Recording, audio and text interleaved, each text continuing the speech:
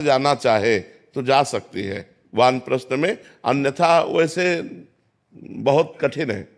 इसलिए कठिन है कि जैसे जंगल में खुले में शयन करना, वल्कल वस्त्र पहनना, कंदमूल फल खाना, अब कहाँ कंदमूल फल रह गए। एक बेर भी जिसके पेड़ होगा ना, वो पैसे से बेच करके देने वाला होगा। आप पानी नहीं पी सकते, पानी नहीं पी सकते क्योंकि पीने लायक नहीं है, और बाहर ना कुआं रह गया है ना हैंडपैप रह गए। वानप्रस्थ कैसे रहा जाए? आप विचार करके देखिए। एक जीने के लिए गंगा यमुना के जो पावन जल थे, जिनके पीने मात्र से समस्त पौष्टिकता अपने आप आ जाती थी, क्योंकि पहाड़ों से जंगलों से खुली वायु के द्वारा, अब गटर का बड़ा बड़ा नाला जा रहा है, गंगा यमुना का पानी पीकर रह नहीं सकते, कुआं हैंडपैप रह नहीं गए, सरोवर नदी झील है नहीं कि हम पानी पिए। पानी नहीं है अगर पैसा नहीं है तो।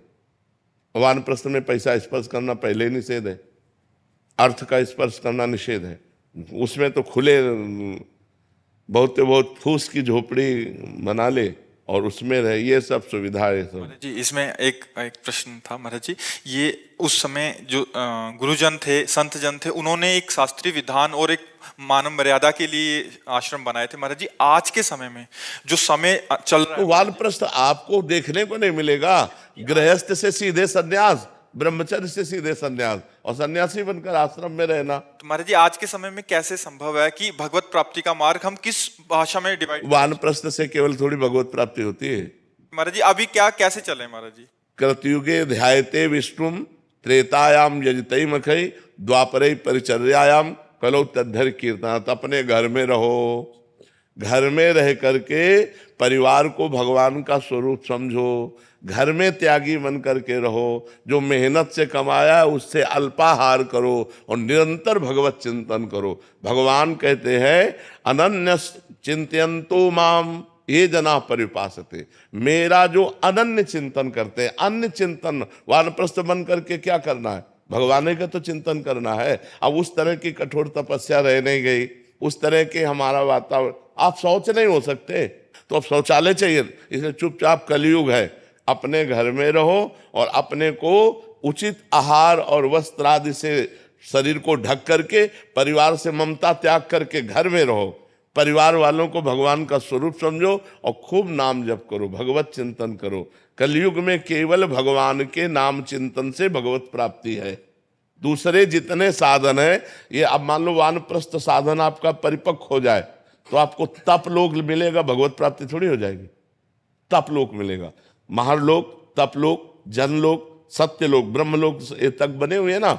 भगवत प्राप्ति होगी भगवत चिंतन से। वानप्रस्थ बन करके यदि भगवत चिंतन नहीं हुआ, केवल वानप्रस्थ नियमों का पालन हुआ, तो आपको तप लोक की प्राप्ति होगी, भगवत प्राप्ति नहीं। भगवत प्राप्ति तो भगवत चिंतन से होती। रात दिन आंसू बहाते हुए राम राम कृष्ण कृष्ण हरि हरि राधा राधा जो अंदर चिंतन कर रहे हैं, उनको भगवत प्राप्ति है। महाराज जी, जैसे मैंने शादी नहीं की, गृहस्थ आश्रम में नहीं गई, लेकिन संसार में जो दायित्व थे वो किए। तो हमारा तो मेरा तो ब्रह्मचर्य ही चल रहा है। तो उसके बाद वानप्रस्थ का कोई महत्व है? मतलब कोई महत्व नहीं रह जाता?